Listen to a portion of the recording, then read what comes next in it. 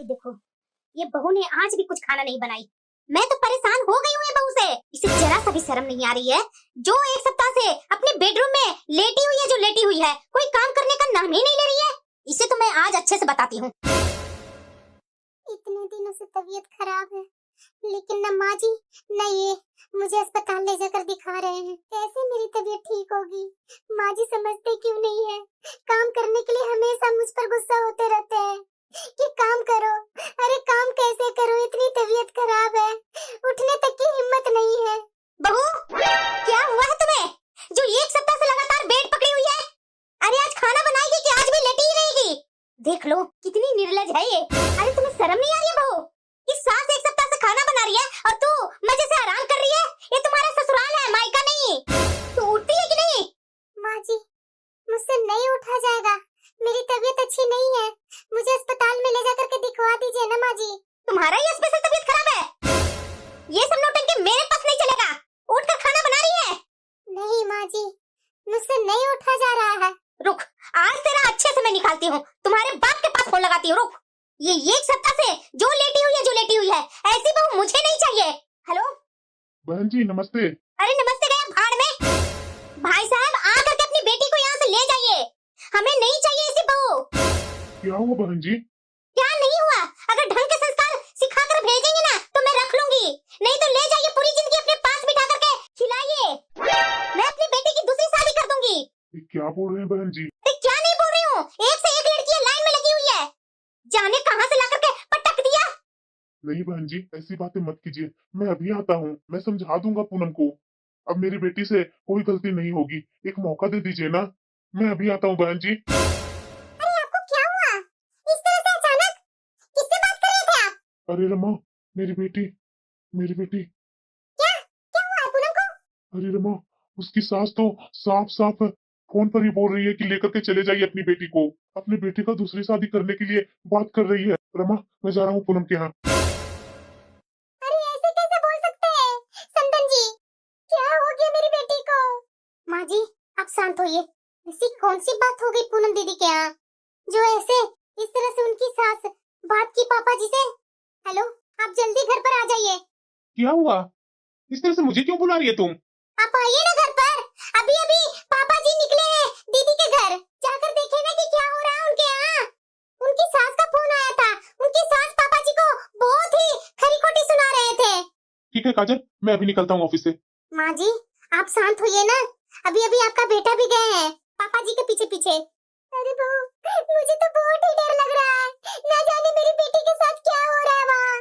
इधर एक दो सप्ताह से मेरी बेटी का फोन भी नहीं आया, मैं बार बार कोशिश करती हूँ लेकिन फोन लगता ही नहीं है, कभी स्विच ऑफ बताता है, कभी नेटवर्क क्षेत्र से बाहर बताता है।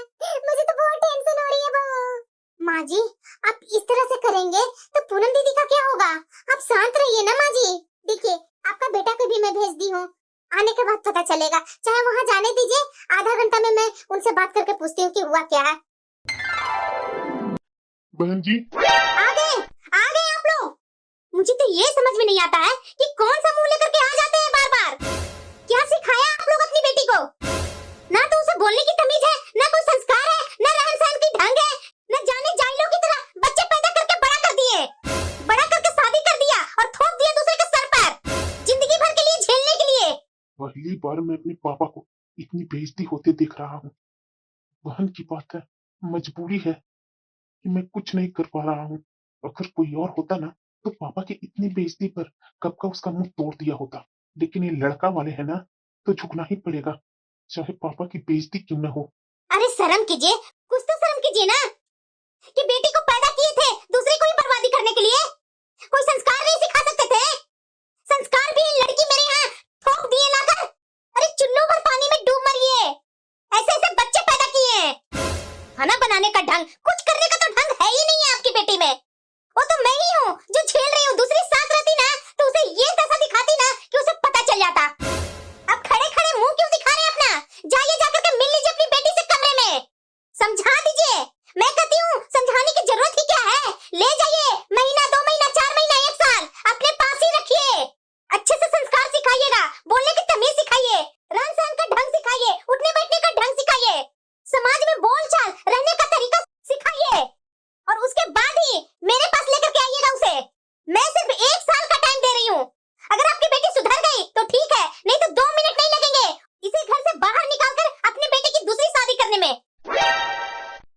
नहीं बेटा, रहने दो, हम लोग बेटी वाले हैं।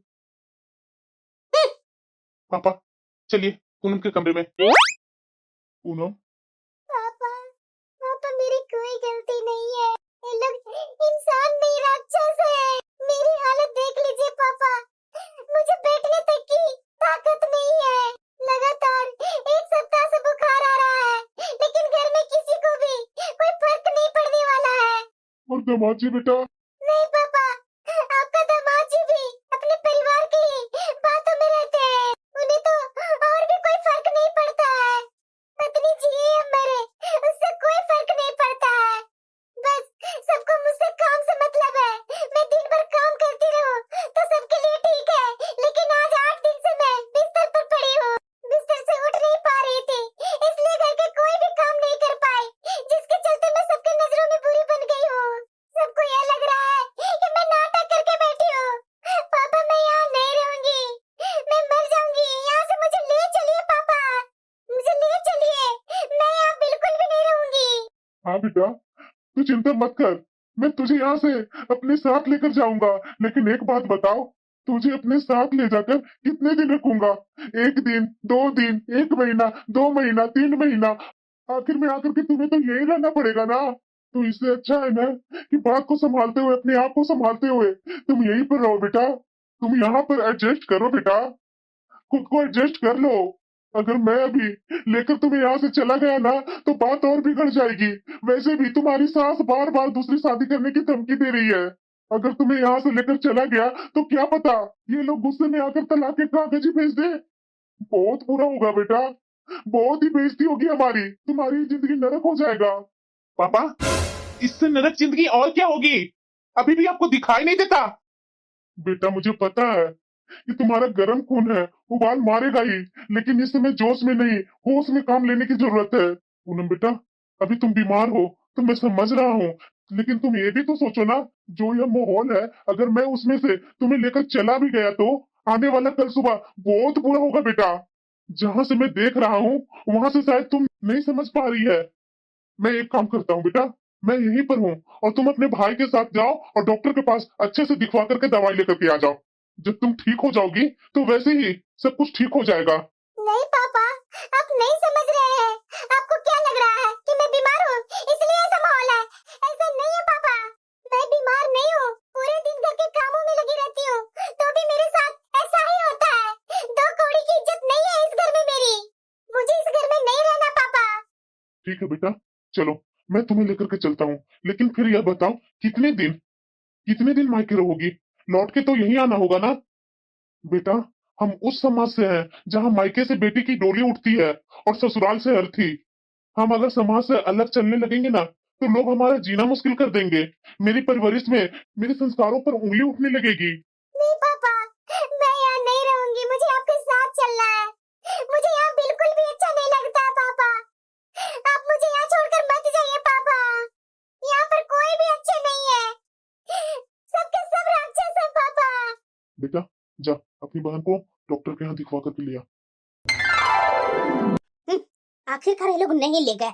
मैं तो सोच रही थी इसका बाप यहाँ से ले जाएगा ताकि मेरा बोझा कम होगा, लेकिन नहीं, ये लोग सुनने वाला कहाँ है। इस महारानी को मैं सेवा करूंगी, सेवा करेगी मेरी जूती। पता नहीं वहाँ क्या हो रहा है क्या नहीं हो रहा है, मेरा बेटा भी फोन नहीं उठा रहा है। अरे आप आ गए, आइए आइए बैठिए। क्या हुआ जी, कैसी है मेरी बेटी? आप लोग ऐसे क्यों भागे थे और कोई फोन क्यों नहीं उठा रहे थे? क्या फोन उठाता रमा? बेटी का बाप हूँ ना, मजबूर हूँ। क्या करूँ, बेटी की तकलीफ में भी उसके साथ खड़ा नहीं रह सकता। बताओ, मेरी बेटी बार बार बोल रही थी कि ले चलिए पापा, लेकिन मैं मजबूर था। मैं कैसे उसे यहाँ ले आता? उसकी सास तो ऐसा व्यवहार कर रही थी कि पूछो मत मैं क्या बोलूं। इतने गंदे गंदे बात बोले कि मैं तुमसे क्या बताऊं। अपना परवरिश पर उन्होंने उंगली उठा दी। मैं तो शर्म से पानी पानी हो गया रमा।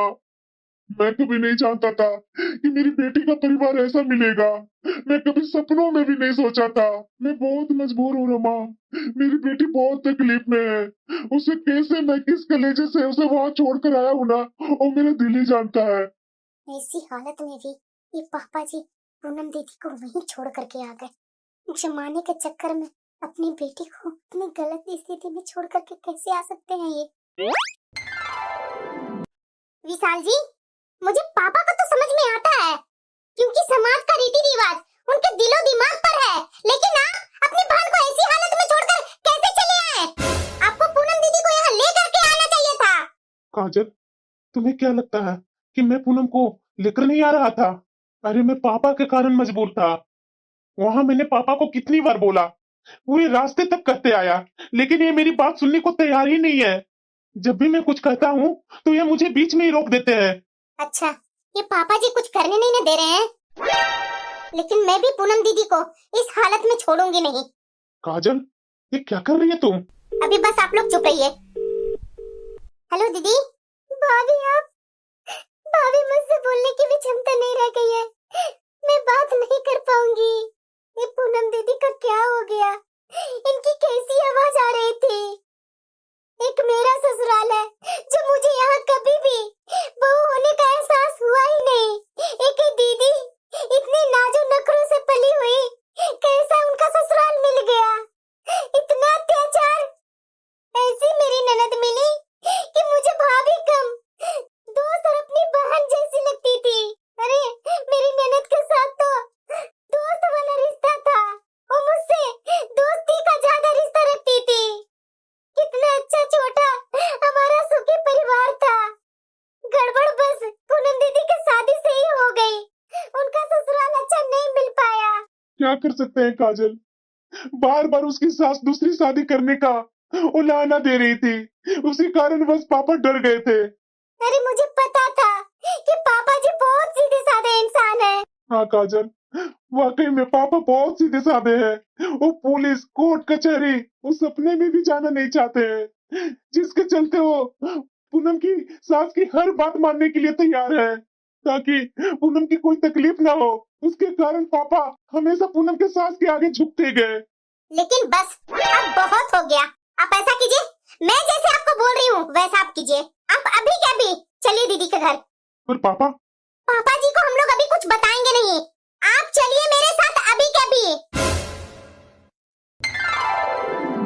भाभी आप? हाँ दीदी, अब बहुत हो गया। आप अपनी बहन को सहारा दीजिए और लेकर के चलिए गाड़ी में। इन्हें अभी के अभी अस्पताल ले जा करके दिखवाना पड़ेगा। ये क्या हो रहा है मेरे घर में? माँ जी, क्या हो रहा है? आपको दिख भी रहा होगा। जब आप अपनी बहू को दिखवाएंगे नहीं तो क्या करें? मजबूरन बस हो करके इनके भाई और भाभी आकर के ले जा करके अस्पताल में दिखाने ले जा रहे हैं। अरे इसे कुछ नहीं हुआ है, ये नौटंकी कर रही है। बस माँ जी, अब बहुत हो गया। जब आपकी बेटी पर ये सब बीतेगी ना, उस दिन आपको पता चलेगा।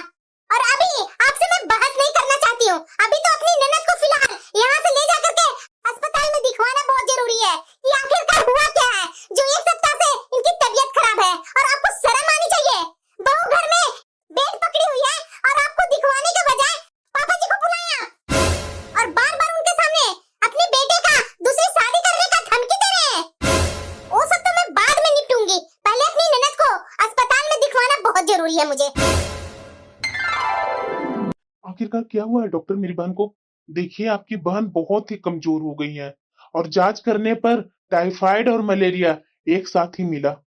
ये शायद बहुत दिन से ढंग से खाना पीना नहीं खाए हैं, इसीलिए इतना एक कमजोर लग रहे हैं। और हाँ, इन्हें कुछ दिन के लिए एडमिट करना ही पड़ेगा। ठीक है डॉक्टर, आप एडमिट कर लीजिए, लेकिन मेरी बहन जल्दी से जल्दी ठीक हो जाए। हाँ हाँ, मैं पूरी कोशिश करूंगा। माँ जी, आपके व्हाट्सएप पर एक एड्रेस भेज रही हूँ, उस एड्रेस पर आप और पापा जी दोनों आ जाइए जल्दी से जल्दी। देखिए तो जरा क्या हालत हो गई है दीदी की। इतने जल्लाद हैं इनके ससुराल वाले, इन्हें लाने तक नहीं दे रहे थे। पूनम! माँ जी, अब टेंशन लेने वाली कोई बात नहीं है माँ जी। दीदी को मैं अस्पताल में अभी भर्ती करवा दी हूँ। दीदी को अभी डॉक्टर ने टाइफाइड और मलेरिया दोनों बताया है और दीदी बहुत ही कमजोर हो गई है। बहू, उसकी सास ने नहीं ना कुछ बोला? बोल तो बहुत रही थी माँ जी, लेकिन मैंने एक भी बात उनका नहीं सुना। सीधे दीदी को उठाया और लेकर के यहाँ आ गई। अरे बहू, ये क्या कर दिया तूने? तूने तो बहू बात को और बढ़ा दिया। अब बताओ बहू, पूनम की सास कितनी बातें बनाएगी? तुमने तो बहू सब कुछ बर्बाद कर दिया। नहीं पापा जी, मैंने कुछ भी गलत नहीं किया, मैंने जो भी किया ना सही किया। बहू, तुम कब से ऐसी हो गई? तुम लोगों की बात को मुझे ही संभालनी पड़ेगी। अभी मैं इसकी सास को फोन लगाता हूँ। माँ जी अब मत रोइए, दीदी के पास आइए ना। हाँ बहू, मेरी बेटी को उन लोगों ने क्या बना दिया? बहन जी, पूनम को मेरा बेटा ने अस्पताल में भर्ती करवा दिया है। हाँ तो ठीक है ना भाई साहब, करवा लीजिए अपनी मन की तसल्ली। आप लोग तो वहाँ हैं ना, तो हमारी क्या जरूरत है? माँ बाप से अच्छी देखभाल हम थोड़ी ना कर सकते हैं। आपका बेटा यहाँ से ले ही गया है बहू को, तो पूरी तरह से ठीक हो जाएगी, तो ला करके पहुँचा दीजिएगा। माँ जी बस कीजिए, अब कितना रोएंगे? दीदी जब उठेंगे तो क्या सोचेंगे?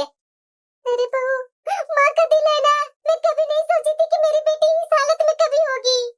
मेरी बेटी का तो ससुराल बहुत ही गलत मिला बहू। मैं कभी सपने में भी नहीं सोच सकती थी कि मेरी बेटी के साथ ये हाल होगी। बताओ कितनी कमजोर हो गई है मेरी बेटी। अरे माँ जी टेंशन मत लीजिए, अब हम लोग आ गए हैं ना दीदी के पास, अब दीदी को कुछ नहीं होगा। अब चुप भी तो हो जाइए ना। माँ, तुम? हाँ बेटा, अब तुम जरा सा भी टेंशन नहीं लेगी, हम लोग हैं ना तुम्हारे पास। हाँ माँ, अब बस कुछ नहीं अभी बोलना है, और पुरानी बातें जरा सा भी नहीं दोहराएगी। हाँ माँ, माँ आज भाभी है ना, तभी मैं आज अस्पताल में हूँ, नहीं तो इतने दिनों से तो मैं घर में ही पड़ी हुई थी। इतनी तबीयत खराब होने के बाद भी मैं वहाँ मर रही थी, एक टेबलेट भी किसी ने लाकर नहीं दिया। मैं जानती हूँ बेटा, तुम्हें ये सब बोलने की कोई जरूरत नहीं है, तू बस जल्दी से ठीक हो जा। बहू, लगातार 3 दिन हो गया, अभी तक पूनम के ससुराल से न इसके सास आए हैं देखने, न ससुर न दामाद जी। वही तो माँ जी, देख नहीं रहे हैं। पूनम, माँ जी लग रहा दामाद जी आए। ये देखो पूनम, माना कि तुम्हारी तबीयत खराब थी, हम तुम्हारा इलाज नहीं करवा रहे थे, जो भाई बाप को बुलाकर यहाँ चली आई। हमारी समाज में तो तुमने नाक ही कटवा दी। क्या सोचेंगे सब लोग कि हम तुम्हारा ध्यान नहीं रखते हैं? दामाद जी कैसी बातें कर रहे हैं आप? पूनम आपकी पत्नी है, कम से कम आप तो समझा कीजिए ना अपनी पत्नी को। लगातार 10 दिन से बीमार है, आपकी इनकी हालत दिखाई नहीं दी?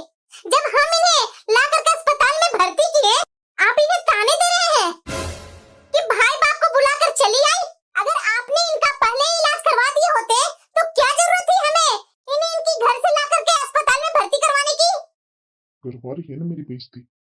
आखिरकार बताओ ना कि दामाद के आगे कोई अपना जवान कैसे खोल सकता है? तुम्हें पता है ना कि दामाद भगवान होते हैं। जरा ये बताइए दामाद बाबू, किस दामाद की पूजा होती है ससुराल में? अगर दामाद बाबू गलत करेंगे तो क्या उनकी आरती उतारी जाएगी? हमारी ननद की, हमारे घर की बेटी को आप अपने घर में 1 सप्ताह से तबीयत खराब में एक टेबलेट लाकर नहीं दिए, तो क्या करते हम लोग? वैसे ही आप लोग के जैसे अपनी ननद को, अपनी बेटी को मरते छोड़ देते हैं। अरे आप लोग इंसान हैं ना, तो इंसान के जैसा व्यवहार क्यों नहीं करते हैं? हमारे घर के आप दामाद हैं ना, तो दामाद के लायक काम भी क्या कीजिए। हमारे घर की बेटी को ब्याह करके लेकर गए हैं अपने घर, तो उनका इज्जत, मान, मर्यादा रखना आपके हाथ में है, ना कि बेइज्जती करना आपके हाथ में है। पूनम, बहू, थोड़ा कम बोला करो। आजकल तुम बहुत बोलने लगी है। दामाद हैं हमारे घर के, पता है ना तुम्हें? हाँ पापा जी, पता है कि दामाद है हमारे घर के, भगवान नहीं, वो भी इंसान ही है। और अगर उन्हें इतनी ही अपनी इज्जत की चिंता होती ना, तो बात यहाँ तक आती ही नहीं। दीदी आप बिल्कुल टेंशन मत लीजिए, हम लोग हैं आपके साथ। बस 2 दिन में आपको यहाँ से डिस्चार्ज मिल जाएगी। आप बस अच्छे से रहिए और बिल्कुल टेंशन नहीं लेना है आपको। दीदी। हाँ भाभी, अब कैसी है आपकी तबीयत? पहले से तो बेहतर है भाभी। तो हाँ, अब टेंशन नहीं लेना है, खुशी खुशी आराम से रहिए। ठीक है भाभी। बहू, लगभग 1 महीना होने को आया, लेकिन आज तक पूनम के ससुराल से एक फोन तक नहीं आया। यहाँ तक कि दामाद जी भी एक फोन नहीं किए हैं मेरी बेटी के पास। माँ जी, दीदी के ससुराल से फोन नहीं आया, लेकिन पापा जी तो हर एक 2 दिन 3 दिन पर बात करते ही रहते हैं दीदी के ससुराल में। वो लोग बात करे या ना करे, क्या कर सकते हैं बहू, बेटी के बाप है ना, तो झुकना ही पड़ता है। पर इतना भी क्या है माँ जी कि बेटा का परिवार होगा तो इतनी अकड़ में रहेगा। अब क्या कर सकते हैं बहू, दुनिया की यही रीत है, लड़का का परिवार वाला अकड़ में ही रहता है, लड़की के परिवार वाला ना सर झुका करके नीची नजरें करके रहता है ताकि उसकी बेटी को अच्छे से रख सके। हाँ नमस्ते बहन जी। देख लो बहू। हाँ हाँ बस बस भाई साहब, अब क्या पूरी जिंदगी अपने घर पर ही रखना है या कुछ जिम्मेदारी अपनी बेटी को भी दोगे? नहीं बहन जी, ऐसी कोई बात नहीं है। पूनम बिल्कुल ठीक है। आप जब चाहें तब पूनम को यहाँ से ले जा सकते हैं। हाँ तो 1 महीना होगा तो बीमारी क्या लगा रहेगा क्या? अब तो अच्छा खासा हिस्ट पुष्ट हो ही गई होगी। और आप ये क्या बोल रहे हैं, लेकर के जा सकते हैं? भाई साहब, जैसे लेकर के गए थे ना वैसे ही लाकर के पहुंचा दीजिए। हमारे यहाँ कोई खाली हाथ नहीं बैठे हुए हैं। पापा जी फोन दीजिए तो। माँ जी, फिलहाल तो पूनम दीदी अभी पूरी तरह से ठीक नहीं है। और दूसरी बात, पूनम दीदी आपके घर की बहू है, तो अगर आप ले जाना चाहती हैं तो आप ले जा सकती हैं। हमारे यहाँ बेटियों को ले जाकर के ससुराल में छोड़ने की रिवाज नहीं है माँ जी। देखो काजल, मुझे पता है कि तुम बहुत तेज हो, लेकिन मुझसे जवान तुम मत ही लड़ाना। अगर लाकर छोड़ दोगे तो ठीक है, नहीं तो पूरी जिंदगी अपने पास ही रखना। हमें जरूरत नहीं है उसकी। ठीक है आंटी जी, कोई बात नहीं। नहीं आपको जरूरत है ना, तो हमें तो है ना। अगर आपको जरूरत है तो आप आकर ले जाइए, हम पहुंचाने से रहे। और हाँ, दूसरी बात, बार बार जो धमकी देते हैं ना, तो आप धमकी देना बंद कर दीजिए। अरे बहू, आपको क्या लगता है कि आपकी धमकी से हम लोग डर जाएंगे? पापा जी सीधे साधे हैं, आप उन्हें डरा सकती हैं, लेकिन हमें नहीं डरा सकते हैं। पापा जी पुलिस कोर्ट कचहरी में नहीं पढ़ना चाहते थे, लेकिन हमारे साथ ऐसा कुछ नहीं है। मेरे भी पापा पुलिस में ही है, आपको पता ही होगा। एक बार बस उनके पास बात करने की जरूरत है मुझे तो कहीं जाने की जरूरत नहीं पड़ेगा। और रही बात दूसरी शादी की, तो कर लीजिए ना आप अपनी बेटी की दूसरी शादी। मैं भी देखती हूँ कैसे कर लेंगी आप, इतना आसान नहीं होता दूसरी शादी कर लेना। माँ जी, मैं फिर से साफ साफ बोलती हूँ कि आइंदा दीदी की हालत ऐसी हुई ना, या उन्हें कोई भी दुख या परेशानी हुई ना, तो मुझे 2 मिनट नहीं लगेगा मुझे अपने पापा को सारी बात बताते हुए। और फिर इसके बाद आपकी क्या हालत होगी, आपकी बेटी की क्या हालत होगी, यह तो आप समझ ही लेना। मेरे सास ससुर शरीफ हैं, सीधे साधे हैं। मैं नहीं, मैं पुलिस वाली की बेटी हूँ और सारे नियम कानून मुझे अच्छा से पता है। एक फोन घुमाने की जरूरत है। अब आप डिसाइड कर लीजिए कि आपको अपनी बहू को घर ले जाना है या आप लोग को जेल जाना है। जब बोलने में ये इतनी तेज है और नॉर्मल समय में ऐसी बातें बोल रही है, तो जाने गुस्से में क्या कर बैठेगी। वैसे भी इसका बाप पुलिस में है, ये लोग कुछ भी करवा सकते हैं। सच में मुझे जेल भेज दिया तो, मेरे बेटे को जेल भेज दिया तो, मुझे तो लगा था कि अपने ससुर के जैसे अपनी सास की तरह सीधी सादी निकलेगी, लेकिन ये तो बहुत तेज निकली। तो बात बात में पुलिस की धमकी दे रही है। पुलिस वाली की बेटी है, इसे तो सच में सारे कानून पता होंगे। उसके बहकावे में अगर आकर सच में इसका बाप मेरे घर आ गया तो। हाँ बहन जी। भाई साहब, 2 दिन बाद मैं किसी को भी भेज दूंगी पूनम के लाने के लिए। आप उसके आने की तैयारी कर दीजिए और आप लोग चिंता मत करिए, यहाँ पर उसे किसी तरह की तकलीफ नहीं होगी, दुख नहीं होगा। यहाँ पर हम सब उसको अच्छी तरह से ध्यान रखेंगे। अरे रमा, तुम्हें क्या हुआ? पूनम की सास की फोन आई थी ना, आप इतना खुश क्यों दिख रहे हैं? अरे पूनम, अब लगता है मुझे मेरी बिटिया की जिंदगी में अच्छे दिन आने वाली है। क्या जी, क्या बोल रहे हैं आप? हाँ रमा, दमाजी अपनी बिटिया को 2 दिन बाद अपने साथ अपने घर ले जाने वाले हैं। ऐसे कैसे जी? अब ये सब अपनी बहू से पूछ सकती है ना, अब मैं कैसे बता सकता हूँ? बहू, मुझे भी पता है ये कुत्ते की दुम इतनी जल्दी कैसे सीधा हो गई। कहीं कहा गया है लोहे लोहे को काटता है। माँ जी, आप बिल्कुल चिंता मत कीजिए अपनी बेटी के लिए। अब देखिएगा आगे से दीदी की सास उन्हें